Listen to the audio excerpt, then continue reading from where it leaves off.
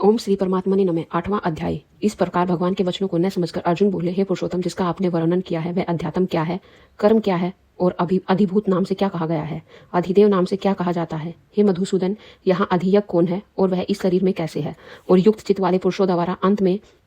आप किस प्रकार जानने में आते हो। इस प्रकार अर्जुन के प्रश्न करने पर श्री कृष्ण भगवान बोले, हे अर्जुन, परम अक्षर अर्थात जिसका कभी नाश नहीं हो, ऐसा सच्चिदानंद घन स्वामी ब्रह्म है और अपना स्वरूप अर्थात जीवात्मा अध्यात्म नाम से कहा जाता है, तथा भूतों के भाव को उत्पन्न करने वाला शास्त्र विहित यज्ञ, दान और होम आदि के निमित्त जो द्रव्य आदि का त्याग करता है वह कर्म नाम के से कहा गया है। उत्पत्ति विनाश धर्म वाले सब पदार्थ अधिभूत हैं और हिरण्यम पुरुष अधिदेव हैं। और हे देहधारियों में श्रेष्ठ अर्जुन, इस शरीर में वासुदेव ही विष्णु रूप में अधियज्ञ हूँ, और जो पुरुष अंतकाल में मेरे को ही स्मरण करता हुआ शरीर को त्याग कर जाता है वह मेरे साक्षात स्वरूप को प्राप्त होता है। इसमें कुछ भी संशय नहीं है। कारण कि हे कुंती पुत्र अर्जुन, यह मनुष्य अंतकाल में जिस भी भाव को स्मरण करता हुआ शरीर को त्यागता है उसको ही प्राप्त होता है, परंतु सदा उसी भाव को चिंतन करता हुआ, क्योंकि सदा जिसका भाव का चिंतन करता है अंतकाल में भी प्राय उसी का स्मरण होता है। इसलिए हे अर्जुन, तू सब समय में निरंतर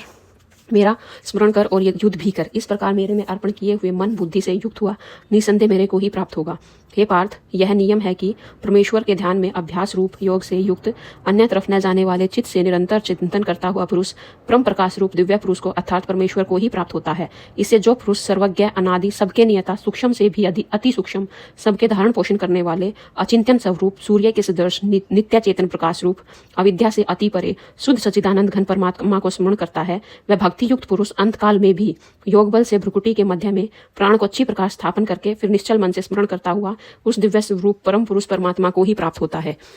हे अर्जुन, वेद को जानने वाले जिस सच्चिदानंद घन रूप परम पद को ओंकार नाम से कहते हैं और आसक्ति रहित यतनशील महात्मा जन जिसमें प्रवेश करते हैं तथा जिस परम पद को चाहने वाले ब्रह्मचर्य आचरण करते हैं, उस परम पद को तेरे लिए संक्षेप में कहूंगा। हे अर्जुन, सब इंद्रियों के द्वारों को रोककर अर्थात इंद्रियों को विषयों से हटाकर तथा मन को हृदय में स्थिर करके और अपने प्राण को मस्तक में स्थापन करके योग धारण में स्थित हुआ जो पुरुष ओम ऐसे इस अक्षर रूप ब्रह्म को उच्चारण करता हुआ और उसके अर्थ स्वरूप मेरे को चिंतन करता हुआ शरीर को त्याग कर जाता है, वह पुरुष परम गति को प्राप्त होता है। हे अर्जुन, जो पुरुष मेरे में अनन्य चित्त से स्थित हुआ सदा ही निरंतर मेरे को स्मरण करता है, उस निरंतर मेरे में ही युक्त योगी के लिए मैं सुलभ हूँ अर्थात सहज ही प्राप्त हो जाता हूँ। वे परम सिद्धि को प्राप्त हुए महात्मा जन मेरे को प्राप्त होकर दुख के स्थान रूप क्षणभंगुर पुनर्जन्म को प्राप्त नहीं होते हैं, क्योंकि हे अर्जुन, ब्रह्मलोक से लेकर सब लोग पूर्णावर्ती स्वभाव वाले अर्थात जिनको प्राप्त होकर पीछा संसार में आना पड़े ऐसे हैं, परंतु हे कुंती पुत्र, मेरे को प्राप्त होकर उसका पुनर्जन्म नहीं होता है, क्योंकि मैं काल अतीत हूँ और यह सब ब्रह्मादि लोकों के लोक काल करके अवधि वाले होने से अनित्य हैं। हे अर्जुन, ब्रह्म का जो एक दिन है उसको 1000 कोड़ी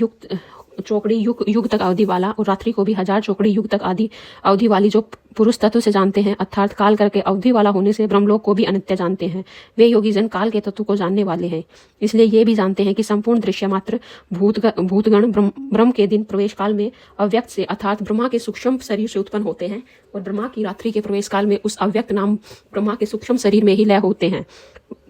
वह ही यह भूत समुदाय उत्पन्न होकर प्रकृति के वश में हुआ रात्रि के प्रवेश काल में लय होता है और दिन के प्रवेश काल में फिर उत्पन्न होता है। हे अर्जुन, इस प्रकार ब्रह्मा के 100 वर्ष पूर्ण होने से अपने लोक सहित ब्रह्म भी शांत हो जाता है, परंतु उस अव्यक्त से भी अति परे दूसरा अर्थात विलक्षण जो सनातन अव्यक्त है वह सच्चिदानंद घन परम ब्रह्म परमात्मा सब भूतों के नष्ट होने पर भी नहीं नष्ट होता है। जो वह अव्यक्त अक्षर ऐसा कहा गया है उस ही अक्षर नामक